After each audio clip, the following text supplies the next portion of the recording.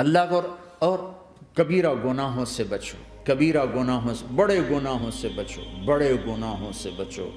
چھوٹے گناہ ہوتے رہتے ہیں اور اللہ بھی درگزر کرتا ہے، بڑے گناہوں سے بچو، وہ بھی ہو جائیں توبہ کر لو معاف، توبہ کر لو معاف۔ ماں باپ کی نافرمانی بڑا گناہ ہے۔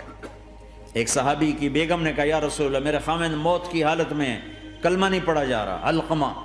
آپ دوڑے ہوئے گئے، آپ نے کہا بیٹا کلمہ پڑھو، کہا جی نہیں پڑھا جا رہا، بول رہے ہیں، کہا جی پڑھا نہیں جا رہا، کہا کیوں؟ پھر آپ نے ایک دم کہا کوئی ماں باپ میں زندہ؟ کہا جی ماں۔ راضی ہے؟ کہا نہیں ناراض، بلاؤ۔ وہ آ گئیں، آپ نے کہا علقمہ کی اماں تمہیں بچے سے ناراض ہو؟ کہا جی ہاں۔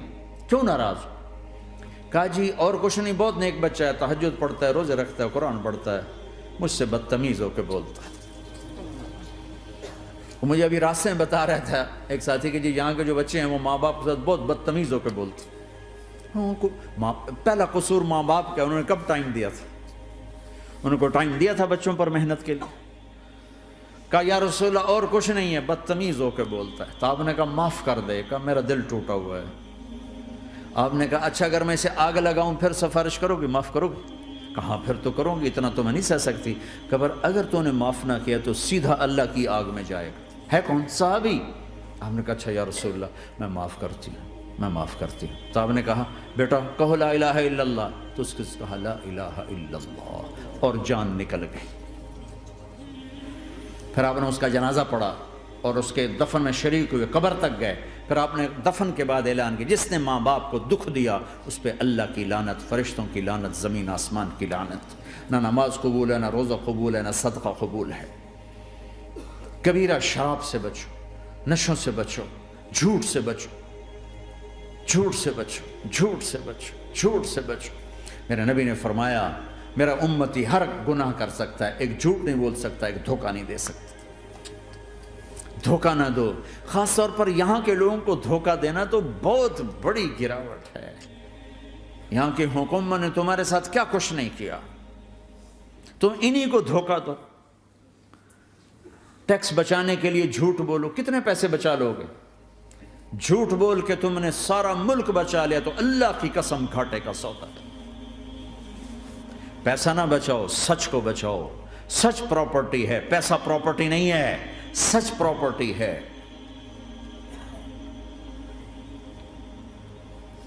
ہمارے ملکوں میں تو لوگ ٹیکس نہیں دیتے کہ حکومتیں کچھ لگاتی ہیں کچھ کھا جاتی ہیں، یہاں تو سارا تم پہ لگاتے ہیں۔ کیوں جھوٹ بولتے ہو؟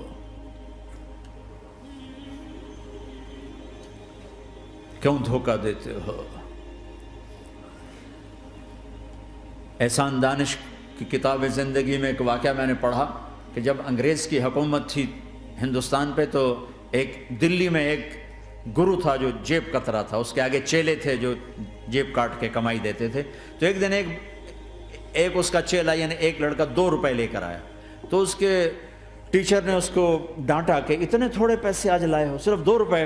تو اس نے کہا استاد جی آج بڑا موٹا مال پکڑا تھا، آج ایک انگریز کی جیب کاٹی تھی، بڑے پیسے تھے۔ لیکن جب میں 4 قدم چلا تو مجھے خیال آیا کہ اگر قیامت کے دن عیسیٰ علیہ السلام نے میرے نبی کو تانا دے دیا، گلہ دے دیا کہ آپ کے امتی نے میرے امتی کی جیب کاٹی تھی، تو پھر میں اپنے نبی کو کیا جواب دوں گا؟ اور میرا نبی میری وجہ سے شرمندہ ہو کہ بس اس شرم میں جا کر میں نے اس کو واپس دے دیے اور یہ اپنے کے 2 روپے کھسکا کے لایا ہوں۔ تو وہ گرو نے اس کو 10 روپے انعام دیا کہ بیٹا یہ تیرا آج کا انعام ہے کہ تو نے خوب کیا۔ تو تمہارا ان لوگوں سے واسطہ ہے، عیسیٰ علیہ السلام تانا دے بیٹھے تو کدھر جاؤ گے؟ جھوٹ نہ بولو چاہے سب کچھ دینا پڑ جائے، جھوٹ بول کے پیسہ نہ بچاؤ، دھوکہ دے کے کاغذات نہ بناؤ۔ یہاں کی لڑکیوں سے اس لیے شادی کرنا کہ میرے کاغذات بن جائیں، اللہ کے واسطے ایسی ذلت کے کام نہ کرو۔ میرے نبی نے فرمایا جس نے دھوکہ دیا میری امت سے نکل گیا۔ نماز چھوڑنے پر کہا اس نے کفر کیا، جس نے نماز چھوڑی کفر کیا، اور جس نے دھوکہ دیا میری امت سے نکل گیا۔ من غش فلیس منا۔ جھوٹ نہ بولو، دھوکہ نہ دو، سب کچھ چلا جائے جانے دو، سچ کا ساتھ نہ، سچ کا ساتھ دو۔ ابن خراش رحمۃ اللہ علیہ کے بارے میں مشہور تھا، زندگی بھر کبھی جھوٹ نہیں بولا۔ حجاج کا زمانہ، ان کے 2 بیٹے حجاج کے خلاف جنگ میں شریک ہو گئے، پھر ان کو شکست ہوگی، وہ بھاگ گئے، پھر چھپتے چھپاتے گھر پہنچ گئے۔ سی آئی ڈی نے بتایا کہ وہ گھر آ گئے، تو حجاج نے کہا آج ابن خراش کا امتحان لوں گا۔ ان کو بلا لیا، کہنے لگا ابن خراش، وہ تیرے 2 بیٹے ہمارے خلاف جنگ میں شریک ہوئے تھے، وہ پہ بھاگ گئے تھے، ان کی کوئی خبر ہے کہاں ہے؟ تو انہوں نے مسکرا کر فرمایا کہ حجاج، زندگی موت تو اللہ کے ہاتھ میں، گھر آ چکے ہیں، گھر میں ہیں، ابھی یہیں چھوڑ کے آیا ہوں۔ تو حجاج نے کہا تیرے سچ پر تیرے بیٹے تجھے ہدیہ کرتا ہوں، اگر تو جھوٹ بولتا تیرا سر بھی اڑا دیتا، تیرے بچوں کا سر بھی اڑا دیتا، تیرے سچ پہ تجھے تیرے بیٹے تحفہ دیتا۔ مسلمان جھوٹ نہیں بولتا۔ چند پاؤنڈ کی خاطر تم کاغذات میں ہیرا پھیری کرو، ڈرو اس دن سے جس دن اللہ کے سامنے کھڑا ہونا ہے۔ یہاں کے پیپر بنانے کے لیے یہاں کی لڑکیوں کو دھوکہ دو، ڈرو اس دن سے جس دن اللہ کے سامنے کھڑے ہونا ہوگا۔ عیسیٰ علیہ السلام کا تانا اگر گلا آ گیا نبی کو تو کدھر جاؤ گے؟ سچ کے ساتھی بنو، سچ کے ساتھی بنو، سچ کے ساتھی بنو۔ ٹیکس دینا پڑے دو، دینو، تم پہ خرچ ہوتا ہے۔ ایک طرف 4 پیسے ہیں، ایک طرف سچ ہے، کہ مسلمان سچ بولتا ہے، جھوٹ نہیں بولتا۔ ایک دفعہ سہارنپور میں جھگڑا ہو گیا، ایک جگہ تھی ہندوؤں کی، مسلمانوں نے قبضہ کیا ہوا تھا، تو ہندوؤں نے کیس کر دیا، انگریز کا زمانہ تھا، عدالت میں۔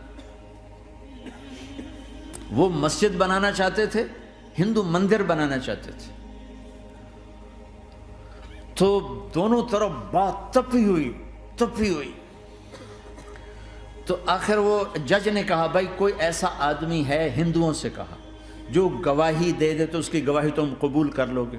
اور مسلمانوں سے بھی پوچھا، تو ہندوؤں نے کہا جی ہاں، مفتی مظفر حسین صاحب اگر گواہی دے دیں کہ زمین مسلمانوں کی ہے تو ہم دے دیں گے۔ تو مسلمان بڑے خوش ہو گئے، مفتی مظفر تو آخر مسلمان ہے تو ہمارے حق میں گواہی دے گا، تھا ان کا قبضہ ناجائز۔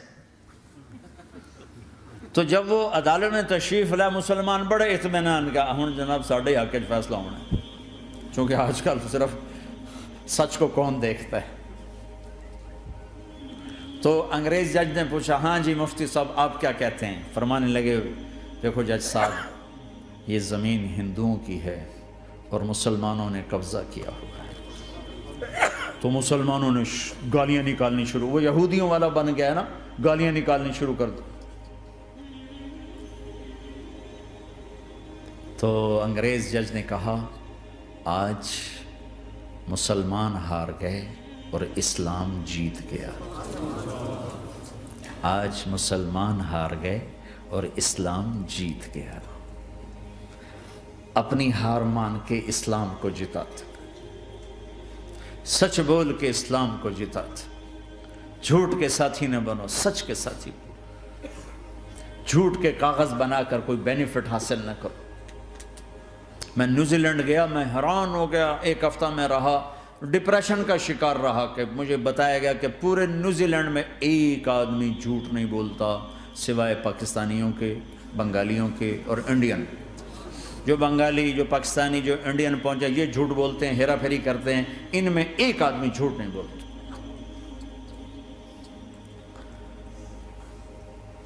سچ تو ایک عالمی صفت ہے، جو اللہ کو نہیں مانتا وہ بھی کہتا ہے سچ بہت اعلیٰ چیز ہے۔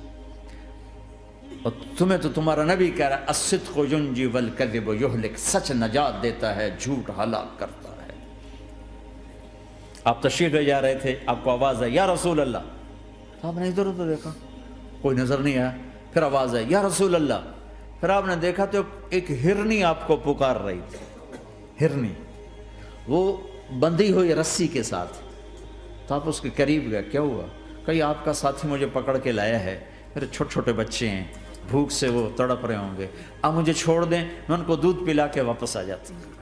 اب وہ پرائی چیز ہے، تو آپ نے کہا اگر تو واپس نہ آئی تو پھر، کہ اگر میں واپس نہ آئی تو اللہ مجھے آگ میں ڈال دے، جہنم۔